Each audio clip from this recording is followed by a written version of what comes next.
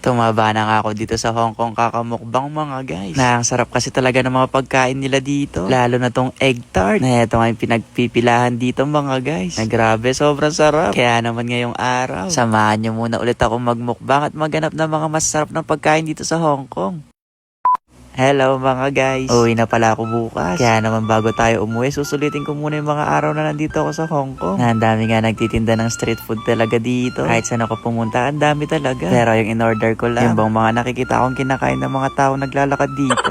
Nakatulad nito mga guys, maraming kumakain. Ngayon nga lang, hindi ko alam ang pangalan nito. Pero masarap siya. Parang medyo malaking version nga to ng isaw. Na yung lasa mga guys, chicharong bulaklak. Na okay sana siya. Kaso parang ilang araw na nga siya nakasta. Kaya 8 over 10 sa akin to. Nanaya pa nga dyan si natin magpa-picture. Kaya sabi ko lumapit na kasi di naman ako nangangagat. Pinuntahan ko din pala yung sikat na egg tart dito mga guys. Nasimula nga nang pumunta ako ng Hong Kong. Ito yung sinasabi sa akin, Chawa, titry mo yung egg tart dyan sa bakehouse. Kaya eto na. 4 na piraso lang yung binili ko mga guys. Kasi itatry ko pa lang. Kapag nagustuhan ko, dadagdagan ko na lang siguro ng isa. Chot! Totoo nga yung balita mga guys, masarap yung egg tart dito. Nalambot ng tinapay. Na parang yung sa loob, leche flan siya. Pero yung hindi ba matamis na version mga guys, na ipapasalubong ko na lang siguro itong 3 mga guys. Kasi sabi ni mama, pasalubungan ko daw siya. Kaya ito na lang siguro. Chot! Pinagpipilahan nga yung milk tea dito mga guys. Kaya nakisyoso na ako kung ano ba yung pinagpipilahan nila dito. Baka may ayuda no mga guys. Hindi, parang hindi yata gusto dito yung ayuda.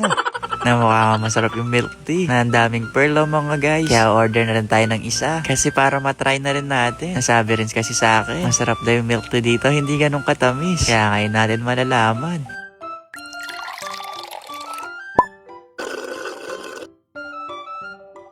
Ang sarap nga ng milk tea dito. Di rin siya ganun katamis kahit di ko sinabing 50% lang yung sugar. Parang mas malalasahan mo talaga yung milk. Na yung parang nagbibigay pa nga ng tamis yung mismong pearl. Kaya naman nagustuhan ko yung milk tea dito mga guys. Kaya naman 10 over 10 sa akin to.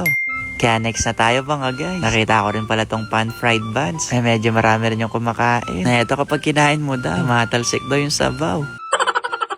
Na para lang siyang siomay no mga guys. Pero di yan siomay. Pan fried buns kung tawagin. Di ko na pala to pinaspicy. Kasi para mas ma-enjoy nga natin. Medyo makalat nga lang pala siyang kainin. At totoo pala talaga sumasabog yung sabaw kapag nabutas. Na masarap siya mga guys. Na para ba siyang dumplings na may soup. Pero mas masarap to. Hindi ko nga lang ma-explain talaga yung lasa niya. Pero masarap siya mga guys.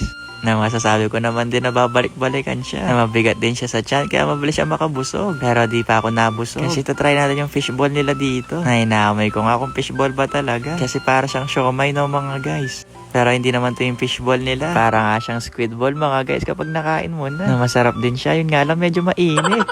Kinakainit yata to ni grandma mga guys para mapaso tayo no. Chot! Pero masarap din tong kulay yellow mga guys. Mabigat din siya sa tiyan. Kaya kahit isang stick lang busog na. Nahaba na naman nga ng pila dito. Na alam nyo mga guys, yung ibang street food dito pinagpipilahan talaga. Kaya ako curious din talaga ako yung pinagpipilahan kung masarap nga ba. Parang donut yata to mga guys. Na di na ako pumila doon kasi ang haba. Dito na lang ako pumila. Na last na to mga guys. Kasi nagkikrave nga ako ng ice cream ilang araw na. Last na talaga kasi 100 na lang yung pera ko dito.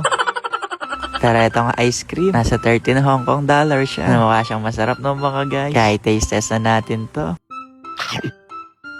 Ang smooth nung ice cream mga guys. Ang lambot. Tapos di rin ganun katamis yung vanilla. Na 1 million over 10 sa akin tong ice cream. Kasi promise na gustuhan ko talaga.